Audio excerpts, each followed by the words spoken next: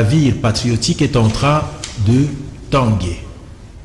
Quels sont les vrais problèmes qui sont en train de contraindre le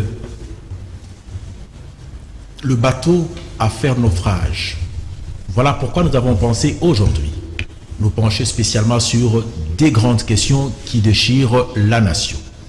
Il s'agit d'abord de cette grande question qui a surgi d'un coup que personne ne va y venir. C'est notamment que une partie de notre territoire serait peut-être un point sur lequel on veut absolument retrancher un membre à la nation congolaise. Qu'en réalité, dans le fond, ça fait transpirer la trahison. Qui a trahi? Est-ce que réellement on a trahi? Voilà pourquoi nous disons aujourd'hui, il faut qu'on en parle. Sommes-nous véritablement des vrais Congolais? Nous allons parler aujourd'hui de l'affaire Minembwe.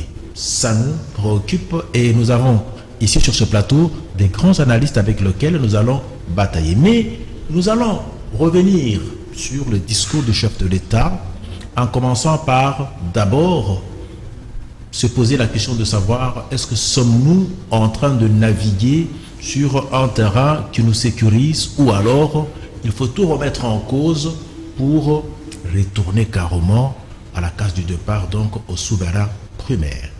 Sur ce plateau, nous avons Yvon Kanda, que nous recevons en tant qu'analyste politique indépendant. Il est journaliste de formation. Nous avons également Wilson. Wilson, bonjour. Bonjour. Sincèrement, tu es encore nostalgique du 1 peu dans l'habillement, dans le teint, dans même aussi, disons vrai, Oui. la monture elle-même. Ah oui. C'est parce que c'est Mobutu qui reste encore en vous ou quoi? Si, je suis né à la période de Mobutu, ça c'est de 1, et de 2, c'est toute une culture aussi. Vous savez, nous avions eu l'éducation civique et politique dans ces pays. Et tous ceux qui sont passés par l'éducation civique et politique connaissent l'amour de la patrie. Et c'est parmi les éléments clés que le président Mobutu a légué au peuple congolais d'aimer les pays et d'aimer la patrie. Et moi, je symbolise toujours l'accoutrement de M. Mobutu parce que c'était un accoutrement de valeur. Et allez-y comprendre, nous sommes africains. Je crois que le thorax de l'homme ne peut pas être exposé. Et c'est là Mobutu nous a fait prouver cela de fond en comble. Et ça faisait de la fierté pour les peuples zaïrois de l'époque. Et congolais pour moi aujourd'hui, comme Nganga Mayele. Nganga Mayele. Parfait. Je suis très content de te recevoir sur ces plateaux avec un peu... bon, je dois te le dire, hein, tu as un peu le teint qui nous rappelle un peu le vieux beau temps, Mobutu lui-même, hein, les Noirs domaines. Évidemment. Monsieur Yvon, dites-nous un peu comment tu vas. Dieu fait grâce, nous allons bien. Comment tu as trouvé un tout petit peu la déclaration de Maman Ève Bazaïba, qui, elle a osé parler avec toutes ses convictions et s'attaquer à Moïse dans des accents totalement patriotiques. Est-ce que ce n'est pas là la retrouvaille du côté national, c'est-à-dire la patrie? Merci bien pour la question. Je crois que l'intervention de Madame Ève Bazaïba, elle est saluée presque par tout le monde. Elle est venue au moment où, justement, cette intervention de Madame est venue au moment où les gens s'y attendaient les moins. Pendant que nous avons une question épineuse, celle des Minembwe. Vous vous souviendrez, le chef de l'État, quand il était de l'autre côté à Londres, Oui. on l'avait ramené cette question à la surface, à laquelle lui-même a dit que nos amis, Banyamulenge sont des Congolais. Cela ne suffisait pas. Il faudrait également à ce que ceux qui sont Congolais de pouvoir l'éprouver, non seulement en brandissant un document, parce qu'on sait comment ça peut se passer avec un document, sans pour autant être quelqu'un du coin, mais les documents vous justifient. Mais au-delà de cela, les comportements également doit être un élément qui doit convaincre réellement que vous êtes de tel coin. Vous comprenez? C'est-à-dire, madame était à la hauteur par rapport à son discours. Personnellement, je l'ai salué. Donc voilà ce que je peux peut-être dire dans un premier temps. Mais allons maintenant droit dans le sujet lui-même. Parce que quand on dit il faut les prouver, c'est qu'on s'en passe un tout petit peu de Zekri. Parce que dans le Zekri, on peut porter le Zekri par l'identité, mais forcément, dans sa façon de vivre, il n'y a pas cela. Mais ici, le chef de l'État a évoqué l'être dans l'esprit. Il faut le prouver. Le comportement de notre frère, citoyen congolais, qui est Azarias Robert-Roy, est-ce que vous trouvez que vraiment il n'a pas prouvé qu'il est congolais? Je reviens un tout petit peu en arrière. Vous savez, tout ce que nous avons comme à titre académique, ce ne sont que des présomptions des connaissances. Mais la vraie connaissance doit être attestée sur terrain. Oui. Vous êtes journaliste, d'accord? Vous avez fait l'IFASIC, d'accord? À la fin, cette formation est sanctionnée toujours par un document. Vous êtes licencié, vous êtes gradué, vous êtes machin. Vous comprenez? Il faut prouver cela sur terrain. Parce qu'en étant journaliste, vous n'irez pas brandir un document devant X pour dire écoutez, je suis journaliste par rapport à ça. Non. Un journaliste, quand il est sur terrain, on les sent et on les découvre. C'est ce qu'on attend simplement de ceux qui se disent qu'ils sont congolais. On ne doit pas l'être par morphologie, on doit l'être également dans notre fort intérieur, de par notre comportement aussi. Oui. Par rapport, bien sûr, à une question qui était, pas même une question, plusieurs questions ont été posées au ministre de la réforme, de la décentralisation et des réformes institutionnelles, Azarias Robert-Roy. Robert-Roy sur la question des Minembwe. Nous l'avons suivi tous hier. Il était là devant la représentation nationale. C'est vrai, il a fait des affirmations, il a fait quand même, il avait préparé très très bien son intervention, qui du reste n'a pas rencontré justement les préoccupations de ceux qui avaient formulé justement une demande dans ce sens-là. Vous avez suivi les députés Mouyindo Nzangi qui dit les ministres a tout dit, mais je ne suis pas forcément convaincu parce qu'il y a eu différents éléments auxquels ceux-là sont passés comme ça, sans pour autant donner des petits détails. Une façon de dire que non, cette intervention, c'était juste du rince-lait. Or, en soi, il n'y a eu rien de bon. Donc, pour mettre fin justement à une question comme celle-là, c'est d'attendre simplement la démission du ministre Azarias Robert-Roy. Voilà. Mais attendez, Wilson, n'avez-vous pas l'impression dans ce dossier que n'attendre que la démission serait très clément? Parce que moi, quand je vois le comportement de Robert-Roy avec tout ce qu'on lui reproche, c'est un feuilleton, hein, en fait. Hein. Il est quand même au gouvernement depuis un bon bout de temps. C'est-à-dire qu'il est venu avec la rébellion, avec une arme. Il est resté là. Dans ce caprice, il nous a vraiment tout arraché. Au point même de réclamer la présidence de la République. Et on était prêt à la lui donner. Parce qu'il était minoritaire. Et puis en fin de compte, c'est une histoire trouée parce que tout ce que le pays lui a donné, avoir étudié à Lubumbashi, c'est la grandeur même de ce pays qu'on lui a donné, c'est tout ce qu'il y a comme richesse. Ça n'a pas été amené de là où il a étudié, mais malgré tout ce qu'il a reçu, il a été satisfait que quand on a parlé de la mairie de Minembwe, vous ne trouvez pas qu'il a vraiment rabaissé la nation à ces sentiments qu'il veut caresser, qui sont tout simplement Tutsi. Or, le combat qui est là, ce n'est pas un combat des Tutsis avec les Hutus. C'est un combat d'une personne à une intelligence au service du mal et un génie créateur au service du mal. Je ne sais pas comment tu réagis, monsieur Wilson. Merci beaucoup. Je crois que M. Robert-Roy, ici, il y a beaucoup d'années, il a fait passer tout son temps ici. Mais moi, je vais remonter par un questionnement. Ouais. Comment est-ce que M. Robert-Roy s'est retrouvé au Congo RDC? On commence par là. Il faut poser cette question-là. Je vous l'avais dit tout à l'heure là, que M. Roubero c'est un Congolais, des faits ou des naturalisations, je pose la question. Parce qu'il a acquis une nationalité par acquisition, si je ne me trompe pas. Je commence par là. L'histoire nous renseigne que Minembwe n'est pas une ville, et en droit administratif, on nous dit que les communes rurales n'existaient pas. Ça, c'est une aberration, il faut faire très attention.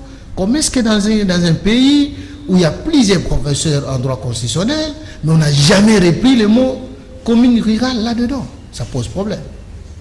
Revenons-en. Parlons. Quel est le mobile ou la motivation qui a fait que M. Roubero se retrouve entre les quatre coins de Minembwe?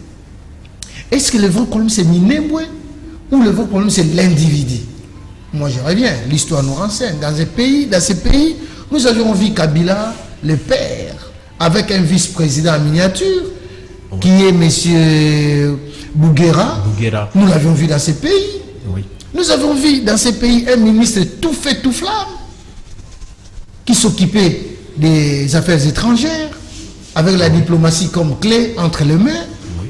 Monsieur Bizimakara. Où en sommes-nous avec eux?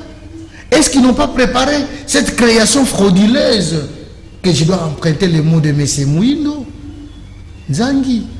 Je tiens à féliciter M. Mouindo Nzangi, je tiens à féliciter Mme Eve Bazaïba, parce que pour une fois au moins, nous avions vu les gardiens du temple agir.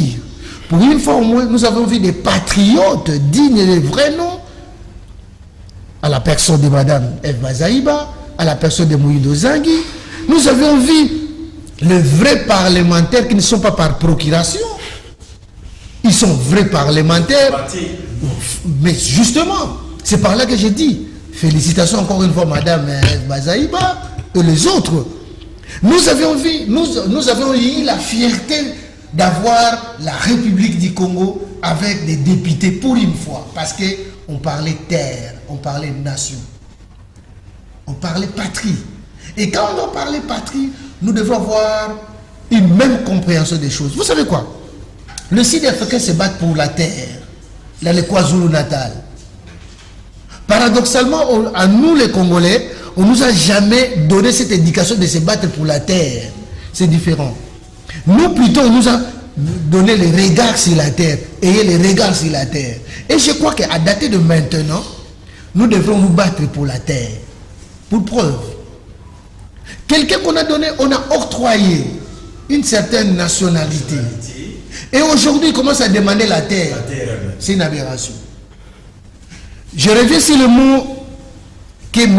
Roubero a utilisé. Allez, quand M. Roubero a parlé de la discrimination 8 fois dans son speech, je l'ai suivi religieusement. Pourquoi il doit emprunter le mot discriminatoire? Parce que si on doit demander qu'il y ait la nullité par rapport à l'ordonnance instituée à Minembwe, qu'on puisse retirer cette ordonnance, M. Roubero a dit que ça serait discriminatoire. Si on doit retirer la nationalité aux gens qui sont venus, les Banyarwanda, parce que les Banyamulenge n'existent pas au Congo, s'il vous plaît. Les Banyarwanda, on doit les retirer la nationalité, c'est la discrimination. Ça, c'est M. Roubero qui parle. M. Roubero dira ceci: il n'a pas l'habitude de mentir et je n'aime pas du tout mentir. Ah non, ça saute aux yeux. Il n'a pas l'habitude de mentir, je le conseille. Mais je ne mens pas du tout. Donc, quelque part, M. Roubero ment. M. Roubero ment. Alors, quand il ment devant la nation, pour un homme d'État, il s'est fait prévaloir tout le temps. Et pourquoi il dit toujours honorable député élu légitime de notre peuple? Pourquoi il insinue ça dans ses propos? Il faut le suivre. Il répétait toujours honorable député élu légitime de notre peuple. Est-ce qu'il y a des élus illégitimes? Qu'est-ce que M. Roubero veut nous faire comme leçon? Je ne crois pas. Il n'y a pas de leçon à avoir là-dedans. Il n'a jamais demandé le ministère de la décentralisation. Ce sont les mots de M. Roubero. Mais attends, C'est une aberration, ça. C'est là où je dis, il insinue qui, le chef de l'État pour avoir lui octroyé les portefeuilles de la décentralisation. On a mal fait. Il est dans la décentralisation, ça fait combien d'années? Est-ce que c'est un manœuvre dilatoire qu'il est en train de mettre en place pour ériger Minembwe en ville? Il y a eu 260 villes érigées. Pourquoi on n'a pas installé les 260 au même moment? Mais il va faire les mascarades à installer le Lumumba-Ville, prétextant que voilà, nous avons installé le Lumumba-Ville, ça n'a pas créé un tollé monstre, mais pourquoi quand on doit installer Minembwe, ça crée un tollé? Non, oui, s'il vous plaît. C'est du Machiavel. Le machiavélisme. Voilà. Donc là, j'ai dit, M. Roubero a fait le tourisme au sein du Parlement. Et la demande de de notre cher honorable Moïndo Zaghi tient route pour demander que M. Roubero quitte le gouvernement. Oui. Ne fût-ce que par honnêteté intellectuelle. Mais attendez, vous ne trouvez pas que demander qu'il démissionne, c'est trop clément pour moi? Parce que j'estime que ça frise, on sent, ça fait transpirer quand même une trahison. Je ne sais pas si la réaction elle-même de nos amis de l'FCC n'a pas été conditionnée par cette découverte, cette révélation auprès de la nation congolaise, parce qu'ils ont réussi, ils n'ont pas réussi plutôt à leur coup pour carrément boycotter leur présence à la cérémonie de l'installation de nouveaux juges. Okay. Et qui les a poussés par perte de vitesse à agir avec un sentiment en désaccord avec la patrie. Et cela nous amène en plein dans le discours même du chef de l'État aujourd'hui. Comment vous trouvez cette escalade? Parce que nous sommes partis d'un point à un autre et nous sommes devant les discours du chef de l'État qui aujourd'hui fait une fuite à l'avant. Il dit allons consulter les souverains primaires alors qu'ils sont en mariage avec l'FCC. Vous là, comment vous voyez un peu la mise sur pied de tous ces éléments comme élément déclencheur de la crise qui a pris la vitesse de croisière? Non, c'est juste, je dis que c'est une rencontre des événements. Nous sommes à la croisée des chemins.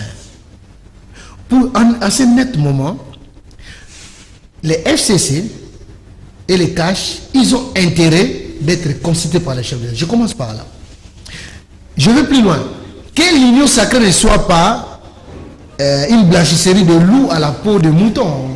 Attention, ne faisons pas l'amalgame. Oui. Je reviens sur l'état des choses maintenant. Parce que nous disons nous sommes sur une croisée des chemins. Mais par contre, dans les comportementales sociologiques du président délégué du Sénat et du président délégué de l'Assemblée nationale, ça justifie un comportement qui n'est pas patriotique. Un comportement que nous décrions d'abord. Parce qu'un homme d'État, il n'est pas un homme politique. Ça se diffère. C'est une nuance qui est là. Un homme d'État, c'est quelqu'un qui a l'amour de la patrie, qui travaille pour la nation. Mais quand on doit parler d'un homme politique, c'est un individu comme moi qui parle de la politique. Mais par contre, quand nous sommes au stade de parler État, tel que la prestation des serments de juge, c'est un problème d'État, ce n'est pas un problème des individus, chers amis. Ce n'est pas un problème des individus.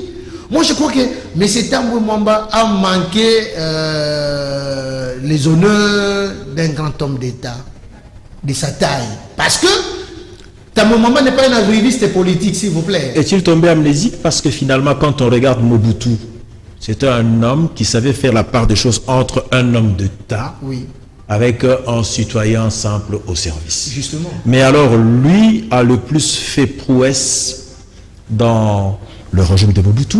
Et comment expliquer qu'aujourd'hui, apparemment, il a été à l'école de sexe, un homme de l'État. Et comment peut-il se comporter de cette manière-là? Non, il a manqué son diplôme de l'université montgoussienne. Il a manqué son diplôme. Je vous dis, tous nous voulons aller à l'université. Est-ce que nous allons terminer ensemble? On s'est dit non, 3e session, 2e session, 4e session. Il y en a. Et ça, M. Tambwe Mwamba a présenté une attitude incroyable. Revenons sur M. Kengo Adondo. Mais qu'on nous a démontré qu'est-ce que le Sénat. Et il y avait le goût d'aller au Sénat. Mais aujourd'hui, dis-moi, où il y a la chamaillerie en plein Sénat, et qu'est-ce que ça sera au niveau de l'Assemblée nationale, qui est la foire, qui est une boutique. C'est pas là que j'ai dit. Est-ce qu'ils sont des présidents par délégation de pouvoir, ou ils sont des présidents proprement dits? J'ai dit ils sont des présidents par délégation de pouvoir. Pour preuve, jusqu'à hier, il y a une partition des députés sénateurs qui se sont retrouvés autour de leur chef hiérarchique. Je ne vais pas dire les noms. Mais pour avoir quoi exactement? Est-ce que vous agissez au nom de l'État ou de la nation, ou vous agissez au nom des individus? C'est par là où je dis, nous avons un président délégué au Sénat et un président délégué à l'Assemblée nationale. Permettez-moi le mot. Wilson, je reviens à vous, monsieur Kanda. Dites-moi un tout petit peu. Vous ne constatez pas qu'avec le discours du chef de l'État, nous entrons dans une nouvelle phase, dans un nouvel ordre politique qui est en gestation, et par conséquent, c'est comme si, cette histoire de dire que nous sommes dans la cohabitation, ça appartient au passé. Très bien, merci, cher historico, pour la question. Les discours du chef de l'État, depuis qu'il est à la commande, depuis qu'il est aux affaires, je crois que c'est le tout premier discours le plus court possible. 6 minutes. Déjà prononcé.